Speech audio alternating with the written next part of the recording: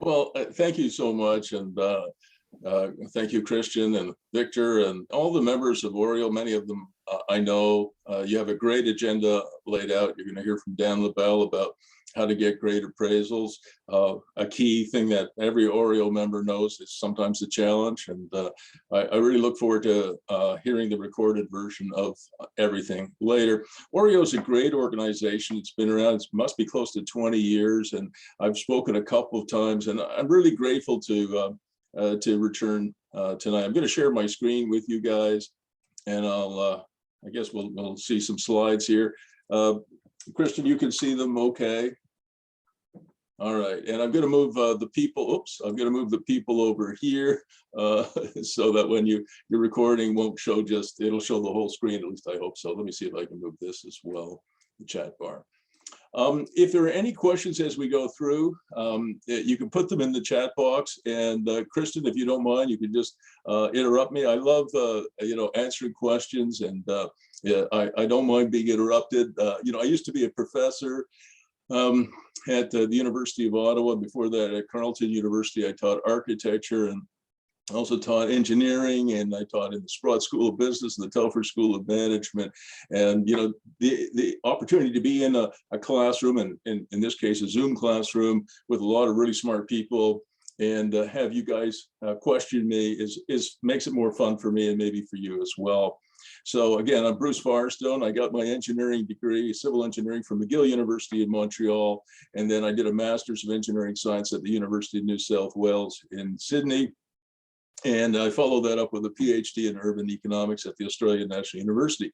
And I've been kind of a developer, a real estate guy, a hockey guy, and more recently, I do some real estate investment coaching and a little bit of teaching. So what Christian and Michael Chan asked me to talk about tonight was Main Street Makeovers. And you might say, what the heck is that? Well, I'm going to talk about it for about 25 or 30 minutes, so you'll know what it is. And it's a new or new-ish real estate investment business model. So there you go. Now, I'm sure you guys know this. You probably get the calls. I get the calls. Hey, can you find me a 100-unit apartment building that makes $100 per door, so I can make $10,000 per month after paying for everything, has to have great tenants and no deferred maintenance and awesome property management because I don't want to do any work. And oh, by the way, it has to be a no money down deal, right? So when we're talking about multi-res, I mean, I probably get 50 calls like that every quarter. Or emails mostly, I guess, these days. And the fact is that, finding a 100-unit apartment building that you can buy, no money down, that makes $10,000 a month after paying for everything, including the mortgage, that's kind of like lottery wins. And I read something just a few years ago that 34% of Canadians, this was Bank of Montreal research, 34% of Canadians, their retirement plan was to win a lottery. Now, that's not much of a plan. And this, I'm not saying it never happens, but it probably happens less often than winning the lottery. So we need a better model. And that's what Michael and Christian asked me to talk about. And again, a lot of people will talk about how to do multi-res deals, which is fine. But what I want to emphasize tonight is how to find them, and how to find ones that you can actually buy that are at a reasonable price, where you're not in a competitive situation, and that the cap rates are reasonable. You're not buying something that has a 2% cap rate or a 3% cap rate, 6% or more. That's the target I set. So some of the clues here are on the left-hand side of the screen. You want to buy when no one else is buying. You want to buy when no one else is buying. And that, for people in the Northern Shelf cities of Canada, the United States, that typically is January, when it's cold, it's dark, and all the Canadians and Americans who live in those parts of the world, they all want to jump off a bridge. So you want to buy when no one else is buying, and you want to buy when no one else is buying, and you want to buy and hold, mostly. And then you want to put your property to its HABU, H-A-B-U, which is its highest and best use. You want to do a good renovation. And I talk a lot in my coaching practice about animation. And I don't mean Disney animation. What I mean by that is how to add new revenue streams. And that's something I've really focused on for the last 9 years. So then you can drive up your net operating income, go to Dan LaBelle, get a great appraisal based on a high cap rate and a good appraisal, a good fair market value. you get it reappraised, then you refinance it, withdraw some tax-free cash, and rinse and repeat until you get to a portfolio of a sufficient size. And then you focus on paying down debt. And what you don't do is you don't buy an NHL team like I did, because the 3 quickest ways to get poor, this is my one joke, is to get divorced, buy a horse ranch, and buy an NHL team. I only did one out of those 3, by the way. And I put a picture of Mr. Rich Dad Poor Dad on here. Everybody knows this guy, and a lot of people really love his work. And last year, believe it or not, I went back and I pretty much reread everything he has ever written, because I didn't think I really understood what he was getting at. And I went back to one of his original documents, which must be now 40 or 50 years ago. And what does he really mean when he talks about no money down deals? I don't think it's what everybody thinks he means. I think what Robert meant by no money down deals is no money down over a period of time measured in maybe a year or 18 months. And his very first condo, I think he bought for 40 or 45,000 US dollars. And he had to come up with 10% down, which is $4,500. And he did that by charging up the amount he needed on his credit card. And credit card companies have this terrible habit of wanting you to pay them back. So that's not a no money down deal. But then he maybe does a few animations, gets a better tenant, drives up the appraised value in 6 months, a year, or 18 months, gets it reappraised, and takes his money out, pays back the credit card. So it's a no money down deal, but it's over a period of time. All right. So I want to make sure that people are a little bit more practical sometimes than what we often hear after people do a Rich Dad, Poor Dad conference. Now, how do we find these buildings? Okay, that's the key thing. And I love teaching this because it's something I think that not enough people are looking at and analyzing. And I just learned this term Zoomtown just before Christmas last year, 2021. And I coach a couple of ladies actually in California, in Northern California. And they used the term. I said, what the heck is a Zoomtown? And they said it's a community within an hour or two of a larger center that are booming because of Zoom. There's work from home. So you can live in, work in San Francisco, but live in Boise, Idaho, or as one of my daughters does, work in Toronto, but live in Whitby, work from home. And I just read this week a Bloomberg Business Week statistic that 40%, I couldn't believe this number, 40% of Americans are now working from home permanently. So it is the biggest single change, I think, in the way we work since the invention of the office tower in the late 1800s. It has tremendous implications. And I wanted to give you an example, right? So, often when you talk about things in theory, it's hard for people, whether they're super smart people like OREIO members or just the average member of the public, it's hard to kind of digest these things without a case study. So I did a short case study here. This is a young client of mine, coaching client of mine. He's 29 years of age, and he bought this building in what is now a Zoomtown. And you might not think it is, but I think it is. And it's Prescott, Ontario, which is about 50 minutes south of Ottawa, Canada's capital city. And it has some residential apartments upstairs, and it has some commercial downstairs. And what you're looking for when you're trying to find, a multi-res building is something that has long DOM, days on market, right? I mean, there's multi-res you could buy that, there's 6 or 8 or 10 offers. It's been on the market 2 or 3 days. They say we're going to look at offers, at the end of the first week, and then there's maybe 12 of the darn things. But what you want to look for is something where the listing is aging, where maybe the seller's a little bit more flexible, and often you'll find that the buyers who do these multi-res courses are looking for that 100-unit apartment building you can buy no money down, okay? Which may not be really that practical. So the buyers are often spooked as well by the fact that a Zoomtown is often a small town. Like, I don't know how many people live in Prescott, but it's probably 7,000 or 8,000 people. So it's not Toronto, obviously. And they're also spooked and scared maybe because it might have some commercial at grade, but I don't want you to be afraid of that. And I'll show you why as we go through. So I talk all the time about animation. That's Frankenstein, right? Being animated by electricity, but you want to find ways to add new revenue streams. And I'll show you what my young client did. He made the commercial space at grade, which was completely empty. All right. So he wasn't afraid of it. He made it smaller so he could build a an apartment in the back, all right? And so you have this live-work condition. And that today is a huge thing. I'm just going to stop sharing my screen just so you can see my handsome face a little bit more clearly for a moment. And this is something that is freaking me out. It's such a big thing. In the United States, about 36 million Americans were unemployed at the height of the pandemic. And about 8.2 million Canadians were on the CERB benefit, the Canadian Emergency Response Benefit. Those are very big numbers. Numbers we haven't seen, I don't think, since the Great Depression of the 1930s. And recently, there's a lot of work being done on the fact that the number of people in our workforce in the United States and Canada has been shrinking. But I don't actually think that's accurate. Now, that's complete speculation on my part, but I don't think it's accurate. Those millions of people who are missing in the workforce haven't gone away. They just started their own gig, their own side hustle, their own small business. And if you look at the small business numbers in the United States, I don't have the data for Canada, the number of business registrations has gone up in the millions. So I think that's where people have gone. So I'm going to go back now to sharing my screen with you guys.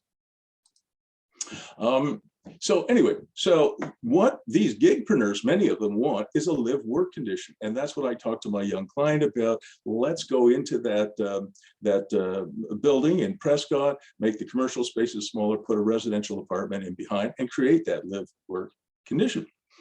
And so this is what the building looks like today. He turned the ground floor into a smaller space, commercial space, and there's a laundromat there. So let's do some math, or really arithmetic. He bought the building for $132,500. Trust me, he was the only bidder.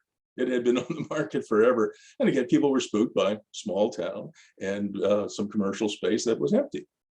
Put in about $167,000 in renos. So his total investment was $300,000. The laundromat produces net operating income of $1,000.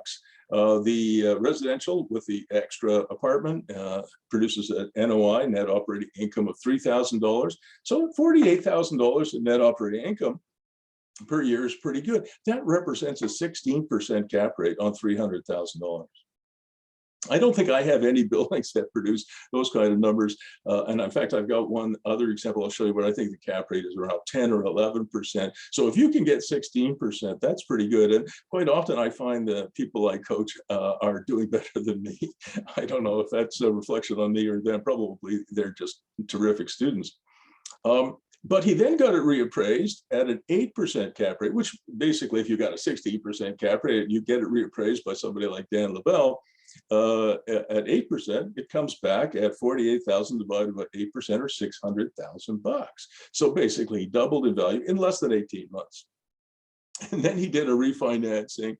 And again, this is what I think Robert Kiyosaki really means by a no money down deal. Over a period of 18 months, this young man was able to put a 75% loan to value mortgage in place and take out it was $150,000 of tax-free cash. And I don't know about you guys, but I'm a very good investor, but I'm a terrible saver. I don't think I could save $150,000 in 2 years, but I could probably invest my way to making that kind of money. And that's what he did. And don't forget, at $600,000, he still has $150,000 of equity in this building too. So now he's got the religion of real estate, and he's a very successful young man. He would now be 31 or 32, and he's going to do a bunch more of these. So that is kind of a Main Street makeover. So what are some of the economic factors that are propelling this? All right. Work from home, we already talked about. It's amazing. Zoom towns, the exodus. I think 400,000 people are leaving or planning to leave Toronto. I think I saw that 64,000 left last year. And I suspect that there's many, many, many more leaving. So for small towns around Toronto, or for that matter, San Francisco, or Austin, Texas, or Boston, Massachusetts, wherever, I think this is very widespread. I certainly see it in Arizona and California, in Florida and Texas and other places in the States where I coach, and right across Canada. And people really like Main Streets, right? They like walkable places. Like they love that live-work condition. You know, your commute to work is very close. And this next line really actually surprises me, but it's very real, very powerful. Excuse me. And that is a desire to rent, not own. And the reason I've really done a lot of work on this is that a lot of people want cost certainty. People my age, I'm 70 now, people who are much younger, they want cost certainty. So if the roof starts leaking or the furnace fails, you, Mr. OREIO or Ms. OREIO, are responsible for fixing it, right? So they have cost certainty. I understand that. And what I'm telling you to look for is not just multi-res, but mixed use multi-res, now that you're experts in commercial leasing. And then I want you to do a great reno, not a excuse me, I was about to say something else, not a crappy reno, but a great reno, because this is the most brand conscious generation ever, all right? And then I put the tiny house movement slogan down at the bottom, less house, more life. That's what people want today, both young people and older people. They want less house and more life. They want more experiences. They want more disposable income so that they can get more experiences. I mean, if you guys are doing Airbnbs and, you know, in Whispering Springs near Toronto, there's tree houses and stuff like that. It's unbelievable what's going on. People want experiences and they're willing to pay a lot of money for that. I'll give you another example. This is a building that we looked at in Sarnia. Completely empty. I don't know what the days on market were, but I bet you over 300 days on the market. Nobody wanted it. Again, they were spooked by the fact that it had commercial at grade, totally empty second floor. And we came up with all kinds of cool ideas on what to do with this. Again, you would put, you would make the commercial units smaller. You might do some at grade apartments, certainly put some micro suites, small studio apartments on the second floor, or maybe some workshops or artisan spaces instead of residential at grade, because there's a lot of demand again for that live work condition. So there were lots of opportunities, and these buildings, you find them all over the place. This one was in Sarnia, the last one I showed you was in Prescott, but they're everywhere in the United States and Canada. These small towns everywhere, people have overlooked them, and they certainly don't understand this model. I wanted to show you this one. This is in Gatineau, Quebec. This is really small, but it's so cool. You know, it's got two commercial spaces at grade here, the Edgar Cafe on the left and Susie Mendoza, the hairstylist, on the right, and then some apartments above. And the reason I wanted to show you this is I'm going to teach you how to do proper commercial leasing in 30 seconds. Christian, you're timing me? Don't actually time me. Just in case I fail. So what is proper commercial leasing?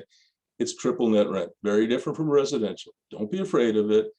There's lots of opportunity out there. So it's a base rent, or sometimes called a minimum rent, and the commercial tenant pays his or her their share of the operating costs, their share of property taxes, and they pay their own utilities. And something else I do is I ask for a percentage rent. In other words, a percentage of their revenues. And so the more successful the restaurant is, or the hairstylist is, or anybody else, the more successful you are as a landlord. You work together as a team. And as Christian knows, I do a lot of coaching of my tenants. People say, why would you coach your tenants? Because if they're more successful, you'll be more successful. All right, enough of that. And I wanted to show you the streetscape here. This particular building isn't on a busy highway. It's in the middle of a residential neighborhood. You go there in February, we're now in February, and it's cold. And people are lined up out the door because the operator of this tiny restaurant, is very tiny, I think it seats 18 people, produces wonderful food. And so again, the branding is in the food in this case. Fantastic. One of the best places to go for breakfast or lunch. They're not open for dinner. Just here's some pictures I took of the inside. You can see how small it is. And I think this is the operator here. All right. And you can create your own mixed use buildings. You say, what the heck? You mean you can actually magic them up? You know, that's what entrepreneurs, they pull rabbits out of the hat. So I look for buildings like this one. And again, investors are very spooked. Oh, it's got commercial and oh my gosh. And it's got empty commercial. This is an old C-store, but it has a bunch of apartments here.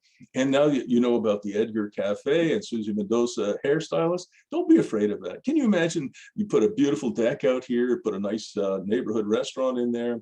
You've already got the zoning for it. You know, there's a lot you can do to make this kind of thing work.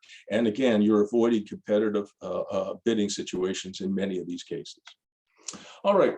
So when I do, and again, I promised more on commercial leasing, not too much more, but I look for tenants who are internet resistant, big box store resistant, and of course, pandemic resistant. And if you think about the Edgar Cafe, you know, there's no way that a big box store is going to put Edgar Cafe out of business or a hairstylist or a dentist, until the internet learns how to drill our teeth and fix our teeth. I guess, it's not, the internet's not going to put dentists out of business, and probably big box stores are not either. And they are pandemic resistant because people still have to get their hair done and they want to go and, get their teeth cleaned or whatever. So there you go. And the other thing that I'm really, really into is artisan space or workshop space. Like I said, there's millions of people in the United States and Canada doing things on the artisan side of things. I've got a building where I've got a man who makes cigar box guitars. I didn't even know what they were, but they're guitars made out of cigar boxes. And he's very successful, a nice fellow.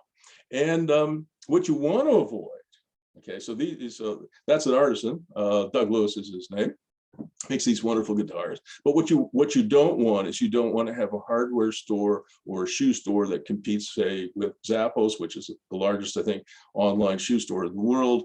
Mom and pop shops will not last. And again, you don't want that hardware store if you've got a Home Depot or a Reno or a Lowe's a few blocks away. You're not doing them a favor. So what are you looking for? Maybe somebody who's a hairstylist, somebody running a nail bar, somebody doing dog grooming. One of my clients does that very successfully. Maybe a photographer, a registered massage therapist, a yoga practitioner, a chiropractor, an Etsy crafter. I mean, these are things that, again, big box stores are not interested in that. And they're very internet resistant as well. This is actually in Prince Edward County in Picton. Maggie's Gone to Pot, by the way, has nothing to do with cannabis. It's pottery.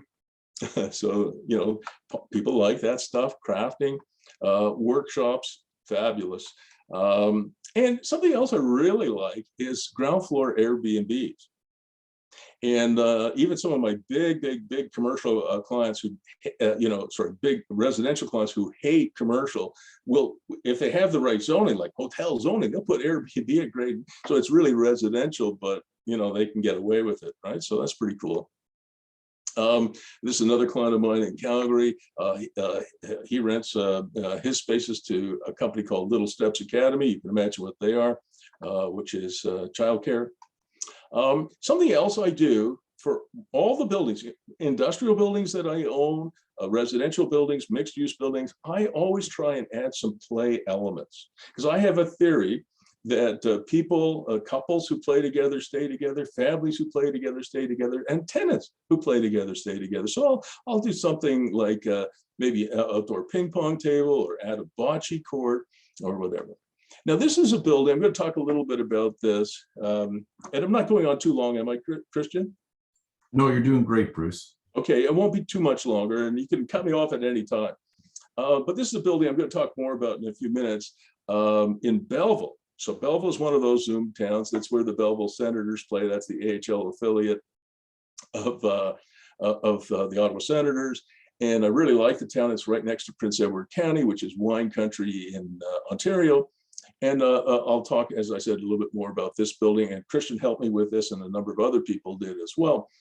But one of the things I want to do is I would like to put a cafe in this old building and have an outdoor patio. And that outdoor patio would also have some kind of playful element to it. And this is one of my former architecture students, Laura Sen, based in Montreal, and she builds these fabulous, or designs and builds these fabulous outdoor patios. It really adds a live element to your building. And if you get a percentage rent, as a landlord, and these places are packed, especially during the pandemic, you get a percentage of that, right? So that's pretty good for you too. And something else I'm going to try and do, I don't know if Belleville will agree, but I certainly have talked to the mayor and the council about it, is I'd like to run the patio throughout the winter. And they've done this in Copenhagen, and they've done it in Edmonton. I figure if they can run their patios in Edmonton through the winter, we could probably do it in Belleville too. So there you go. That's another kind of animation. So I said I was going to talk about Belleville a little bit more. It is a Zoom town. As I said, it's next to Prince Edward County. And, I'm participating along with Christian and a few other people in the renovation, really, of the entire downtown core. So it's not just one Main Street makeover. And by the way, if you help your neighbors, redevelop their building, it doesn't hurt you. When your neighbor improves his or her building, it helps you. doesn't hurt you. So share the information as widely as you can. So here again is the building. It's 150 years old. And this is a picture of me. I went down to do the building inspection, and it was my wife who found this building. It was a power of sale. And she said, Bruce, I think this has potential. So she found it on a Friday. On the Saturday, we went down to inspect it. I'm a civil engineer, so I did my own building inspection. We put in an offer, I think, on the Sunday with an irrevocable by noon the next day on Monday, a quick closing, I think 30 days. And lo and behold, the lender accepted it. So there you go. Now, this is going to scare everybody on the call. They're probably going to start hanging up any minute now, Christian. But this is what the building looked like when we bought it, okay? Remember I said, don't buy what no one else is buying. This thing had been on the market for like 400 days or something like that, well over a year. This is my project coordinator, Mark Turner, and this is one of our designers, Diane. And look, this is the back of the building. This is what it looked like. And the people who owned the restaurant at Grade here, at some point they wanted another loading door, so they went through a bearing wall. They did put a lintel in. And so sure enough, if you can see it on the screen here, the second floor windows popped out.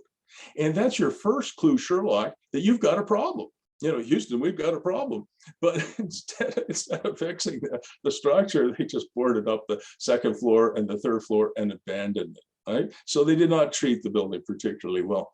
But, you know, the worse the building is, the better I liked it. And this is what it looked like back in the 70s. You can kind of tell from the cars here. So it's quite nice looking in its day. Now, these are some pictures as we started to renovate it. You can see we uncovered this beautiful, beautiful structure, 12-foot, 15-foot ceiling heights on all levels of the building. And pay particular attention to the photographs on the right-hand side. I'll explain a little bit more what these are. There's one here on the top right and this one here. This is just some more photographs of Mark showing us the renovation or the demolition and what he's uncovering as we go. And you'll notice all of these old radiators, we found them, and we have renovated or rehabilitated all of them. I don't like forced air systems. You know, Victor sneezes on the second floor, I'm on the third floor, I catch a cold, right? So I don't like forced air. I love hot water heating, and we're reusing all of these rats. They're fabulous. And I'm sure they're 100 years old. This is what the building will look like when it's finally finished, which will be around the end of March, beginning of April of this year. And you can sort of see now we're peeling off all this ugly metal cladding that they put on the building, and we're reestablishing the facade back to its original condition circa 1880 or 1890. It is celebrating its 150th birthday this year. Now, this is the picture I wanted really you to focus on. So this picture is what I took on the day that I was there, and there's no lights, you know, no heat, nothing. And this was the old banquet hall of the restaurant. And everybody said, it's a weird sticking out piece at the back. They said, tear it down. And I said, no, I'm not tearing anything down. I'm a preservationist. And once we had done the demolition, this is what we saw. I showed you that a couple of slides ago. It turns out it's the old stables. And it has, I think, 14 or 15-foot ceiling height, and it's got 100-foot, 150-year-old timbers in it. It's got 150-year-old, stone walls in it. It's an absolutely fabulous location. Fabulous space. And when my wife and I were walking around in this space once the demolition had been complete, my wife, Dawn McMillan, said to me, this would make an awesome live-work condition apartment and artisan space. I said, ooh, that's a great idea. And so this is, sorry about changing the axis here, it swings about 90 degrees here, but this is actually what we're going to do with it. So it's almost like an archaeological dig. We had to dig out this end of the building, and that will be an outdoor patio. You come into the outdoor patio, you come in through double doors here. You're in the great room, which is a living room, kitchen, a dining area here. There's a decent sized bedroom here. And you'll notice on the other side of this wall is an artisan space. So if you were a registered massage therapist or a physiotherapist, the workspace or the artisan space has its own entrance from the outside, which you can see if you can see my cursor moving here, comes in here. But your commute is literally from your bedroom through this connecting door. Now, to get approval for this, we had to go to the Committee of Adjustment. I'm sure everybody at OREIO knows about zonings, minor variances, that sort of thing. I did the presentation myself. I went to the City of Belleville's Committee of Adjustment twice because we have 2 apartments that grade. I had to go back both times for approval. And fortunately, they agreed that this live-work condition was a good idea. So they gave us permission. We had a few parking hurdles we had to get over, but we managed to get over that too. Now, here's some numbers for you guys. The purchase price of this building was $280,500. That works out to $24 a square foot. You can't build a doghouse for that, guys. You cannot. I know because I built them. You know, even just an unheated garage these days is probably $85 to $100 a square foot. No insulation, no nothing. So at $24 a square foot, it's pretty much zero. But the renovation has been really expensive. We initially had a budget of $1.6 million for the renovation, but the pandemic said, material costs went up significantly. Some labor costs went up significantly. So it's going to be about $3 million total cost now. You can see that at the bottom here, right? So it's up a little bit, well, quite a bit. But here's something that's really important. Remember, I talked about highest and best use in animation. So I'll just go through quickly the highest and best use.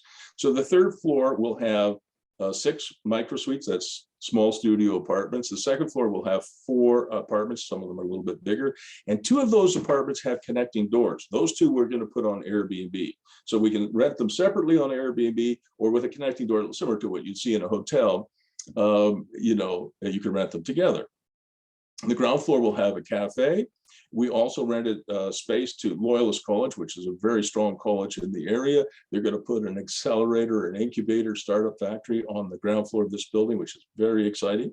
And then we're going to have 3 maker spaces or artisan spaces or workshops, whatever you want to call them. And then we have 2 1-bedroom apartments at grade, which we got approved by the Committee of Adjustment.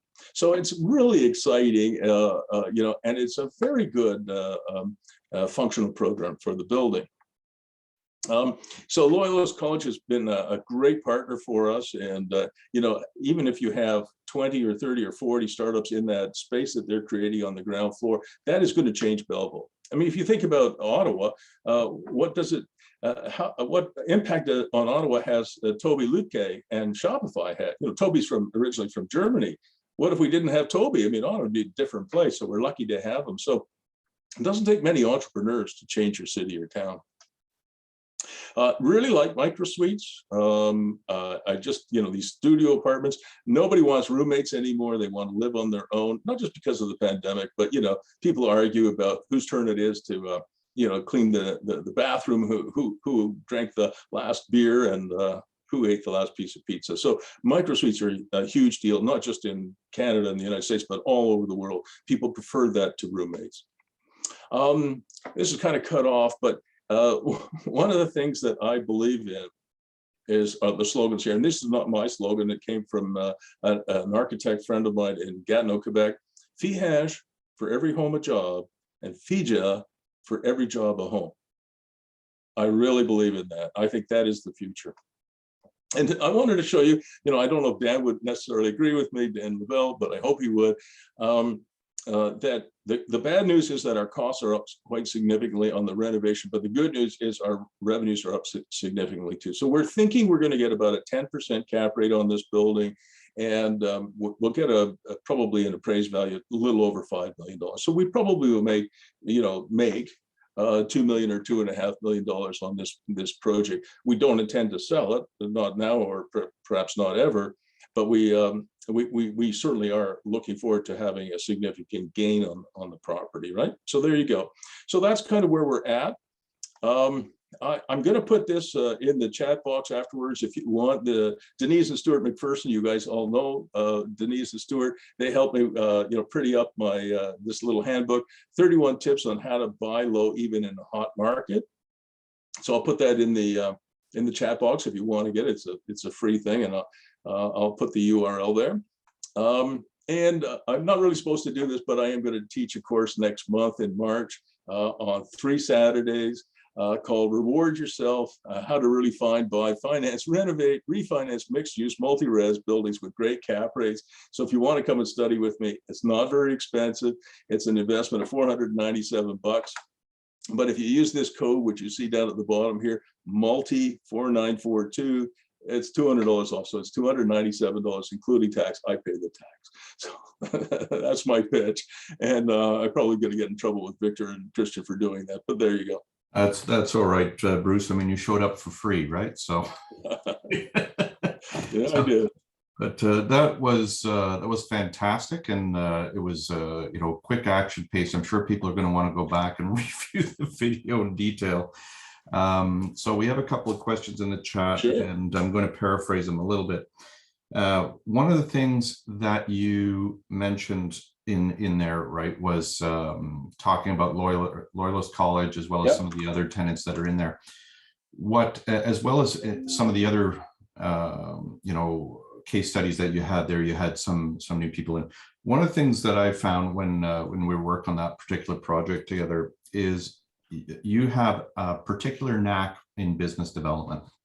And so while it's certainly good for people to be able to use realtors to help them place tenants within commercial spaces, one of the things that you were doing was a lot of business development. I think it's worth digging into that a little bit in terms of your approach to getting the right kinds of tenants into that space to maximize effectively the revenue. Yeah, that's a really good question. Today I really wanted to focus on how to find, the diamond in the rough, right? And so you're not competing for offers and then buying something that has a 3 or 4% cap rate, or gosh, some of my clients in California were buying properties with 1.7 and 1.9% cap rates. You might as well keep your money in the bank.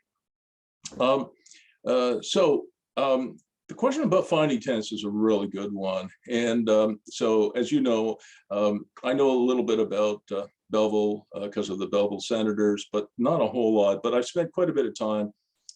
We bought a few buildings in Belleville now, and I think we're going to buy another one. And I got to know every member of council. I got to know the mayor. I got to know the head of the business improvement area. They have a new head now, but really good people. But more importantly, in some ways, is to be open to the idea of going in a different direction. Most people, whether they're realtors or developers, landlords, owners, they think that the only tenant they can have is, like a tech company or, a big accounting firm or whatever. Well, there aren't that many accounting firms, and there aren't that many, tenants, considered A-class tenants. So, for example, on that industrial building that I own, where I have the guitar maker, the lady who makes handmade soaps, another lady who makes furniture out of wood pallets. I've got an e-boat builder. I got a group that trains dogs, dog trainers. They actually train the owners. I did 2 Kijiji ads. One, it cost me $125 per ad. I did one in 1 month and one in the next month. And I found an overwhelming number of applicants for artisan space, for workshops. So it wasn't as difficult as it might sound. And on this building in Belleville, I will put in, artisans and people who are trustworthy, who have decent credit scores, who have a good business model, right? I'm talking to a lady tomorrow who wants to put a shop in this, and I don't think I'm going to agree to it, but I'm curious. I'm going to meet with her because I don't think her business model is good enough. So it is not as difficult as you might think, but certainly, I got to know all of the other people on the street, the other developers, and we're very cooperative. As I said in my talk, if I help them and they help me, make the street and this downtown of Belleville better, or the city of Ottawa for that matter better, it helps everybody. So it's not as difficult as it sounds. And think about Prescott, my young client. He funded that laundromat. Mm-hmm. And it's been a huge success. You can go in there, you can get a coffee, you can do your clothes, you can buy a magazine. It's a real social thing.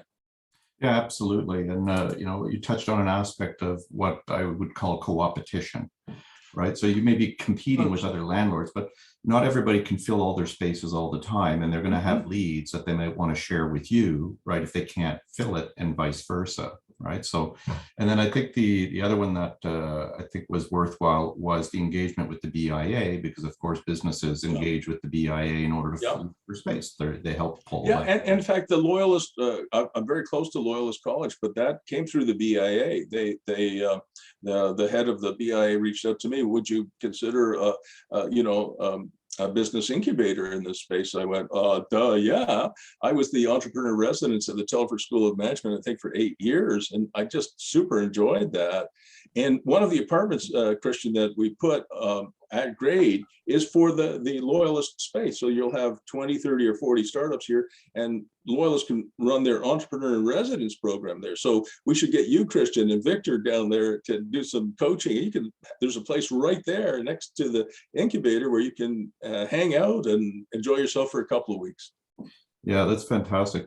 I'm just because I know you're pressed for time, right? I'm going to ask maybe two more questions, but we'll try and keep the answers short. So one of the things that you talked about that I think people should really get to understand a little bit better, you talked about triple net leases with a revenue share option. Yes. Right? And so I think that's part of a bigger scheme in terms of facilitating particularly newer businesses in there, right? You might get a lower rent to begin with, et cetera. But maybe you want to describe the context in which that would be good, applicable. Yeah, so I have been applying this concept because it comes from my commercial background, Christian. So typically back in the day when the industry moved to triple net leasing, which was the 1980s, that if you had a restaurant in your plaza, you would ask for a percentage rent for that. But I've been expanding that to other situations, including residential leases where somebody is operating a commercial business and saying, well, if you're operating a commercial business out of my premises, I want you to be successful, but I want to share in that revenue. And we're not talking about a big share, but those percentage rents tend to be 4%, maybe as high as 8%. And for the Edgar Cafe, that young woman who runs it does $650,000 a year in revenues from a very small space, seats 18, which is a great number. So a 4% percentage rent is about $2,000 a month extra for the landlord. That's quite a bit. Yep. Perfect. And one final question for you from Sand. He said, for someone who doesn't have access to construction team, how do you start to budget for this kind of renovation? For example, the 2.2 million reno. Yeah, unfortunately, I'm going to give you, some bad news here. You cannot budget today, whether it's a big project or a small project. You cannot. What I do is I find trustworthy contractors. Some of them I've been working with for many years, some decades, but whether new or old, find people who are trustworthy. That's the number one thing in life is trust, in my opinion. And what we do is we work on a time and materials basis. If you ask a contractor now to go into a building that was built in the 1880s and bring it up to the 21st century building code and give you a fixed price, he or she is going to say, oh, I'll do it for 10 million.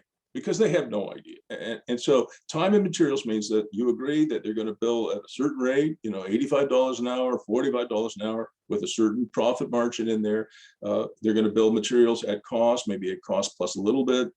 And you agree on that in advance. And if they're trustable, then that is going to lead you in a better direction. You'll have fewer arguments. You won't have any liens on your property. As you know, construction liens on the property is like putting a nuclear bomb under the building and blowing it up.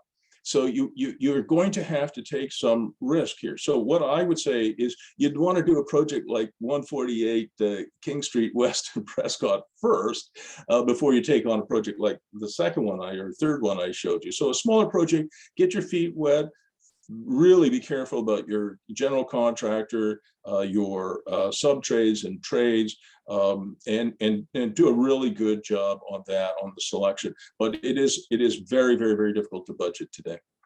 Yeah, absolutely. There used to be a phrase that we would use in technology, which would say that software has the lifespan of a loaf of bread, right? And I think these days it's probably very similar with the. Oh my gosh, it's really hard. I mean, listen, a sheet of plywood that you could buy in 2019 for $40 is 120 now, 115, 130 bucks.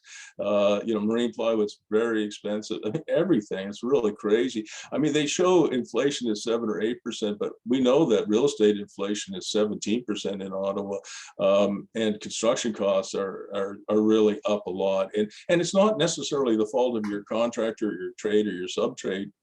If you go to Home Depot, you'll see shelves are empty.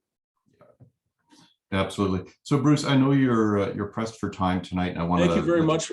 Listen, Victor, it's good to see you. Christian, Michael, thank you so much for inviting me. I really love OREIO. You guys have done fabulous work.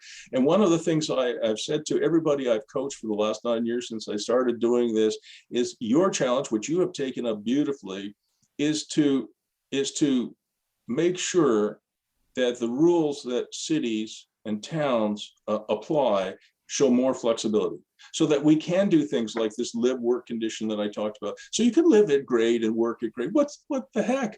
And when I said it's kind of a newish model, the reason I said that is back in the 1880s, we were building better cities and towns. So it's really up to OREIO. You guys have taken up the mantle, and I love you for it. And thank you again for having me tonight. Great. Thank you, Bruce. Take care. Nice job, Bruce. Thank you so much. Bye, Victor. Bye, everybody.